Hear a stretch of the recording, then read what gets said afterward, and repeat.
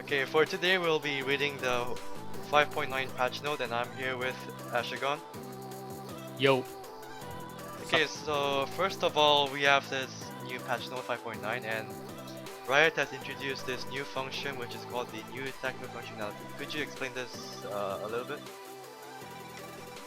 Oh yeah, sure. Well, to sum it all down, is basically you could attack on the towers now, and you won't accidentally attack the tower. So basically it, but to go into more detail, wait.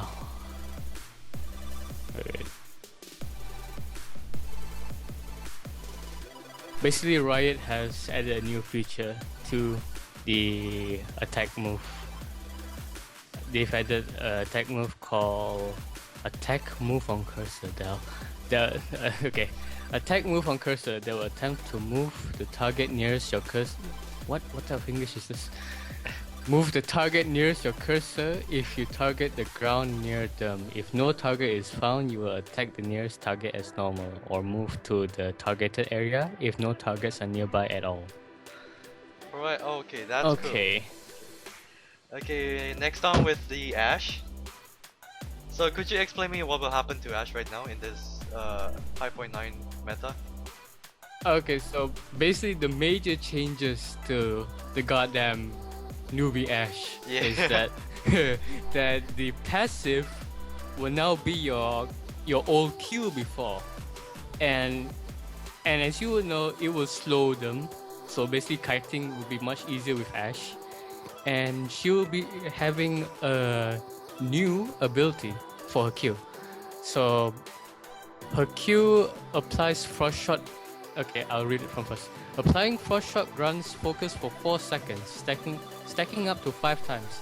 Activating ranges focus consume all focus stacks, granting 20 to 25 to 30 to 35 to 40% attack speed, and boosting frost shot slow by an additional 20% for 4 seconds. Frost shot is basically the passive. If 5 stacks are consumed, Ashe's basic attack are replaced by a flurry of arrows, resulting in 1.15 to 1.20 to 1.25 to 1.30 to 1.35 of a total attack damage per attack for the duration. It will cost 50 mana, and the cooldown will be 18 seconds. Basically, Ashe is gonna be a living machine gun. Okay? Alright, so I've actually seen some gameplays of this, and this applies some on-hit effects such as lifesteal. What do you think will happen to her laning phase right now? Her laning phase traits will be better, and chasing all kiting potential will definitely be better. But the thing is, they kinda updated the volley, her W, more, so that it can be blocked by creeps better. Because normally before in the old Ashe, when you activate your W, it kinda sometimes go through the minions and hit you instead. But now it'll be easier to avoid that. And she can what's the word? She can avoid ganks better now, and scout the jungler more, because Hawkshot will be global. And but the Hawkshot will be global, but the +3 gold from the old passive for Hawkshot will be removed. Okay, so how about the ulti changes? Ulti changes, no changes to that. Okay, so I currently see this basic attack result speed changing from 2000 to 2500. What do you think the effect will be in the laning phase?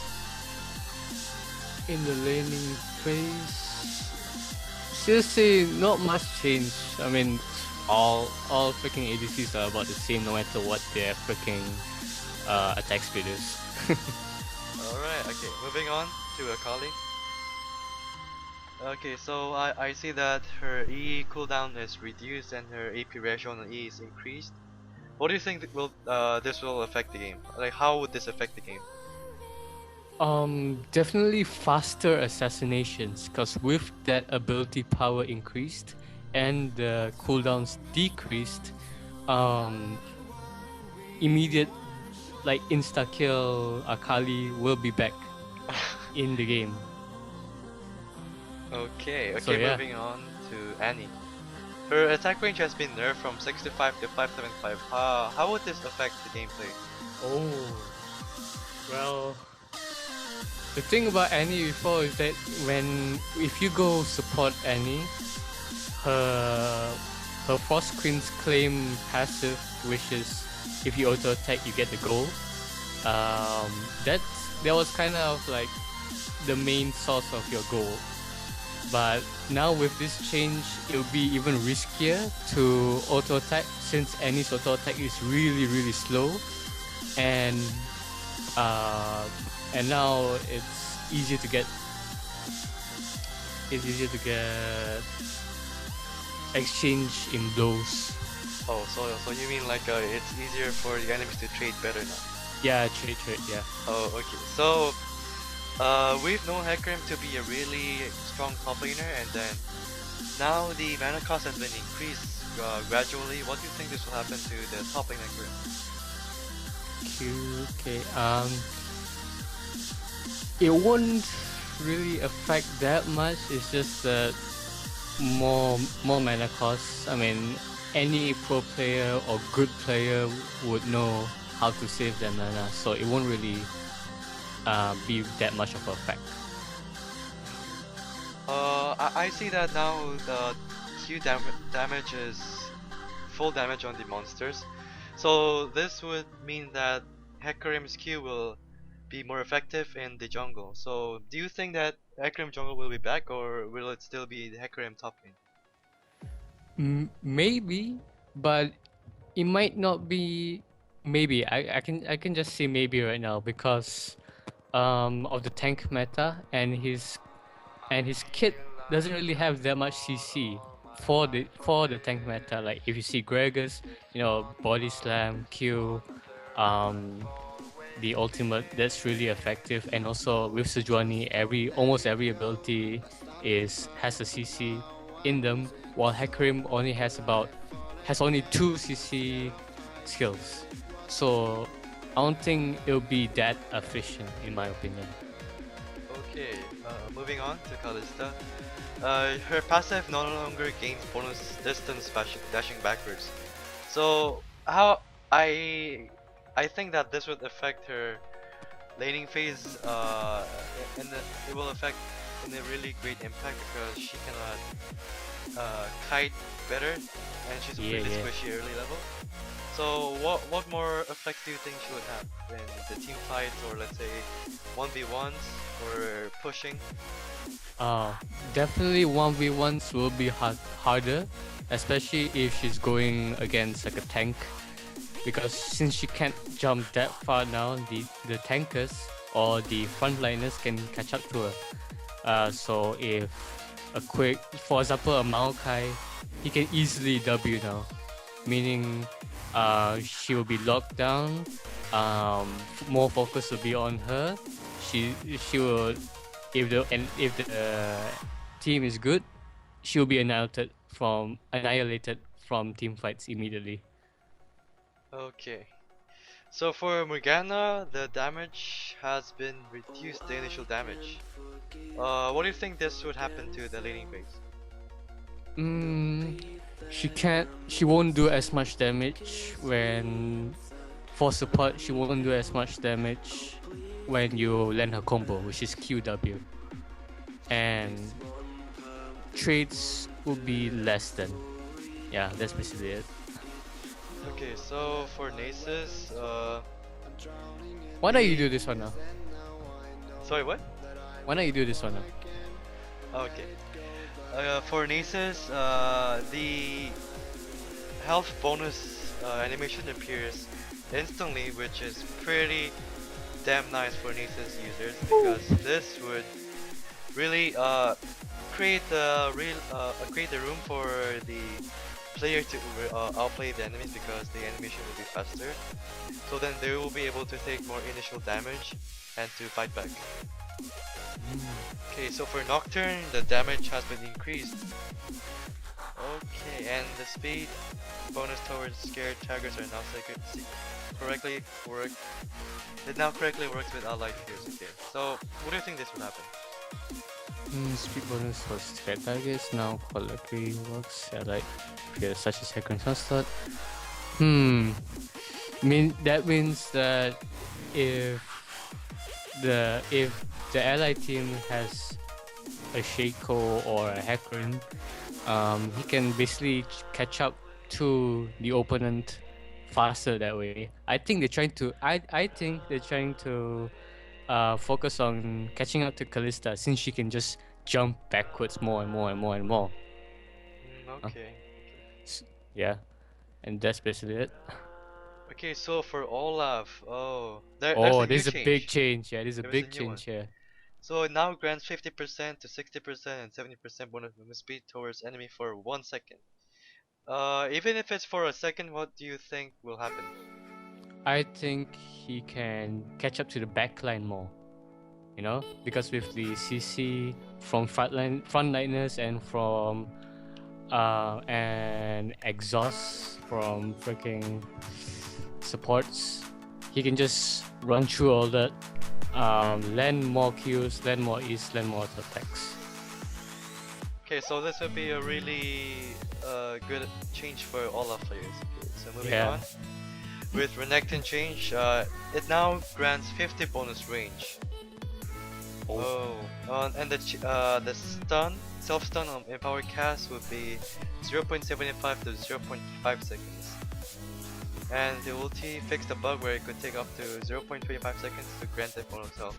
So this ulti is similar to the Nace's change, which for Renekton the animation would be faster. So what do you think this would happen in laning phase? Zoning would be stronger with the range increase, especially if it's against Nasus. Nasus won't be able to catch up to a minion with that range of stun, unless he farms on the tower. And the ultimate change, the ultimate bug fix will be really useful once if there's an immediate, like for example, an assassin came up to a team fight or came up to him, he can just instantly pull out his ultimate and still survive that, hopefully. Okay, good thing for Nexon. And for Riven, I see a huge nerf. You do? I don't. Okay, so, I mean she'll still be strong, but let's see. So movement speed is 345 to 340, and ulti missile speed is 2200 to 1600. I've seen a lot of people outplaying Riven by flashing away from the wind slash, and I still think that this nerf is pretty damn bad, and it affects Riven in a really bad way. The reduction is really high. So what do you think will happen in the 1v1s? I think it'll be much slower than before to catch up to opponents, because normally her main source of chase, it will be her Q and E, of course, but once that's on cooldown, it really depends on her trying to catch up to the opponent. But with the tank metas like Malphite or Sion, they all have slows, and it could really affect Riven quite a lot. But also the wind slash, I actually agree with you that that one almost main damage is kind of important for Riven. But let's just wait for Box to play her. Okay, so for Rise, it says no longer one-shots people with the Muramano. I actually never known that could work. Yeah, I mean, Okay, yeah. so for the passive Arcade Mastery, while stacking Arcade Mastery's icon is great to differentiate charging in ready states. Well, I don't think that's a big change. Yeah. E spell flux no longer triggers single target spell effects. Okay, for the ulti, Desperate Power fixed the bug where casting spell as Desperate Power's buff expiry causes spell to not go on cooldown. I think the big change would be the ulti, so Yeah. what do you think will happen in the leading phase or team fights?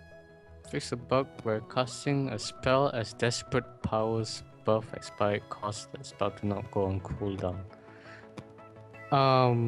You gotta help me out here. I don't get what he's trying to say.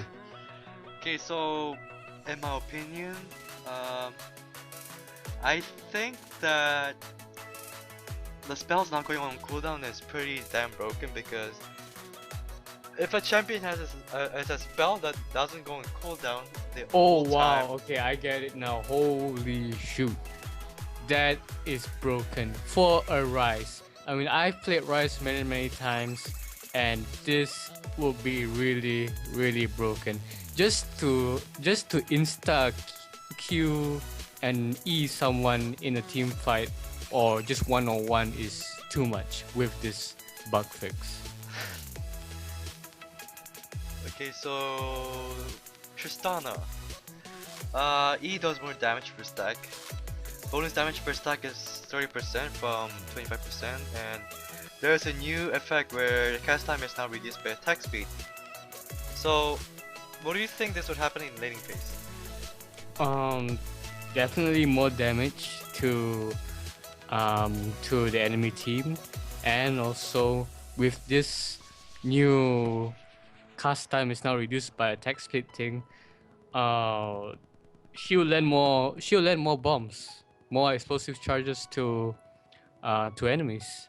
Like I don't think I have the words to explain to exchange trade with that unless you have like very high DPS like a Lucian or a Vayne.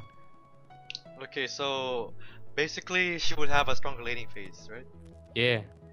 Okay, moving on to Trundle, his slow is increased from 25 to 30, 30 to 35, 35 to 40, 40 to 45, 50, 45 to 50. And then the knockback distance would be increased to 225 from 150. So I think this is a good change for Trundle because nobody has been playing Trundle in a long time, so it'll Who be say? Who say? Do you ever watch Trick? I mean, except for him, he plays anything like it. Trundle is his, one of his favorite champions. And I think that this would be a great change because Trundle would be played again. Yeah. So what do you think will happen in the laning phase? Not much in the laning phase, but I think more in the team fights because with that knockback, it can cock block a lot of people, and that slow is gonna be a real big freaking cancer. Because if you can't escape from, it's like being, it's gonna feel like being in a freaking NASA slow when you're in that radius. Oh my god, Jesus, okay. Okay, for Shinzao, there's a new change.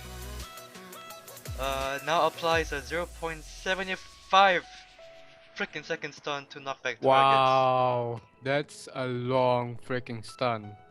I mean, so there's 2 CC right now on his ulti. There's a knockback and a stun. Okay, so what do you think will happen during the 1v1s and the team fight?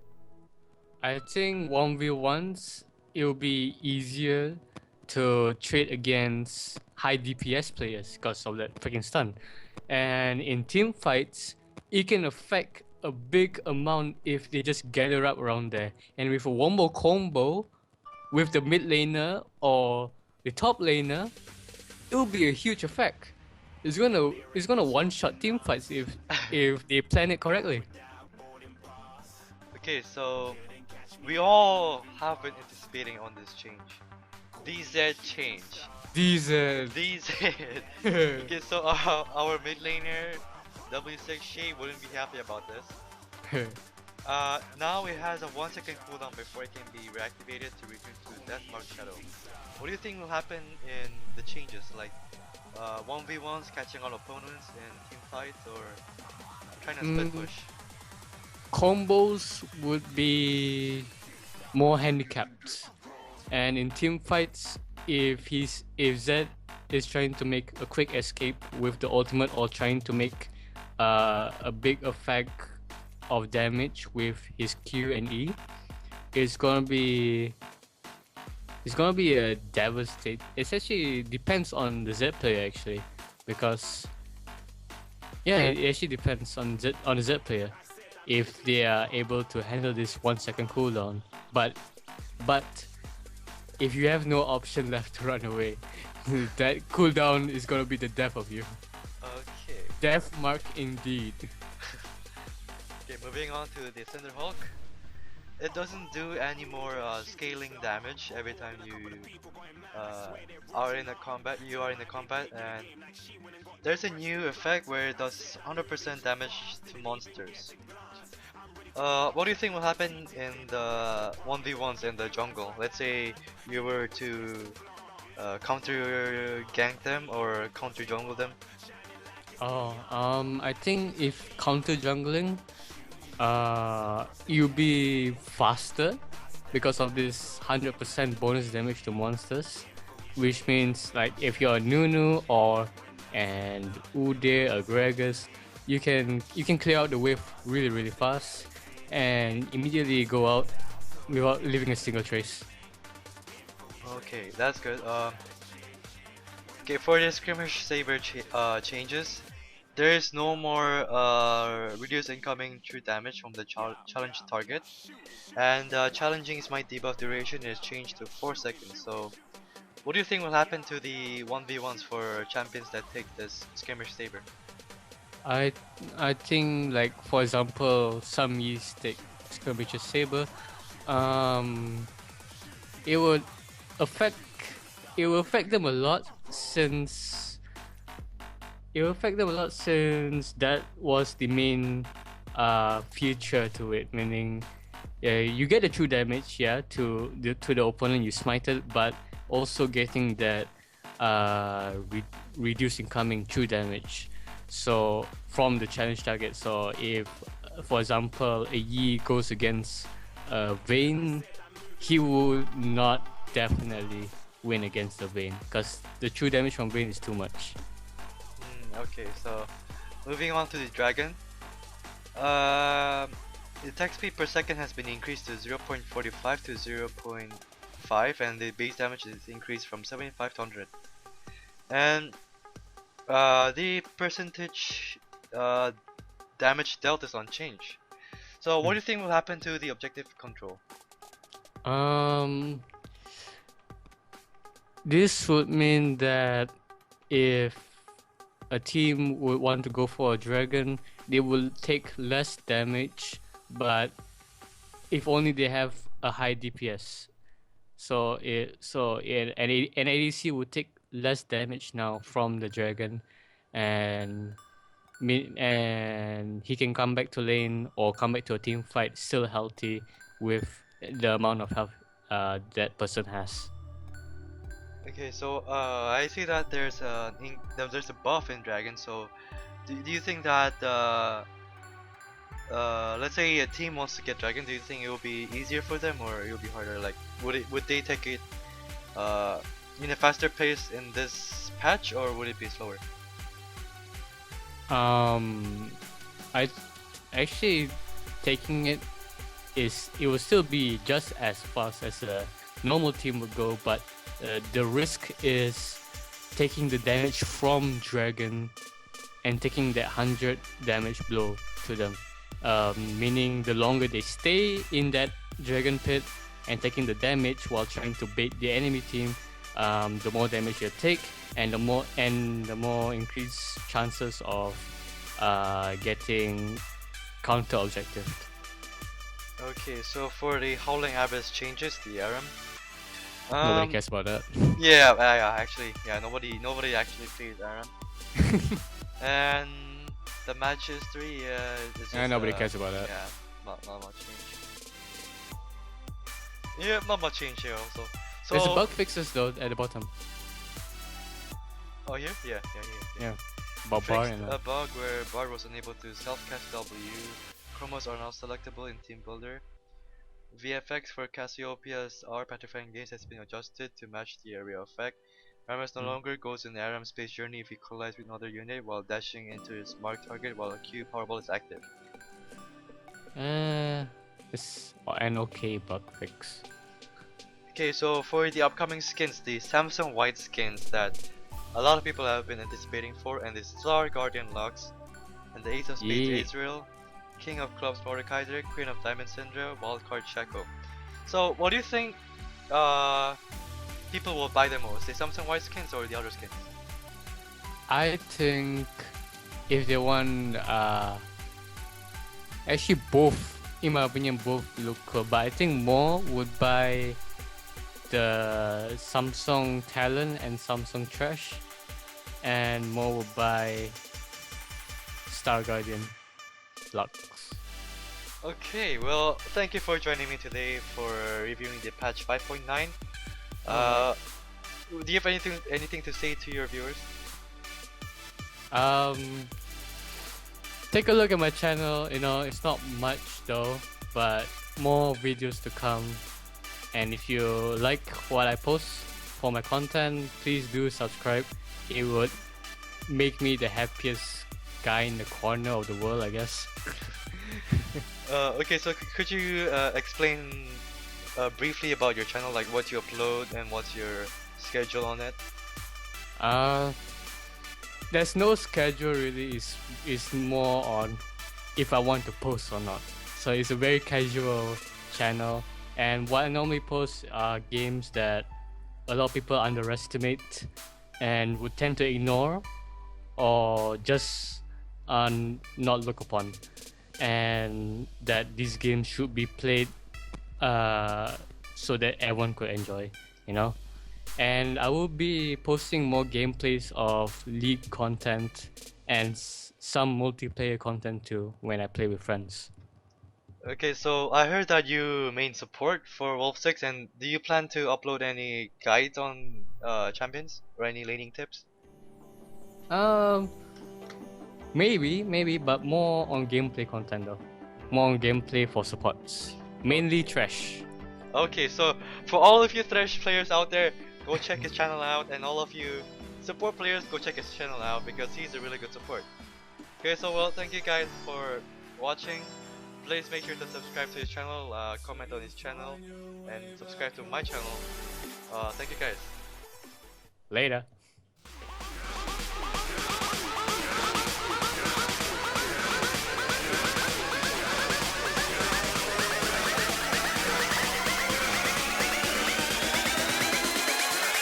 I like how you.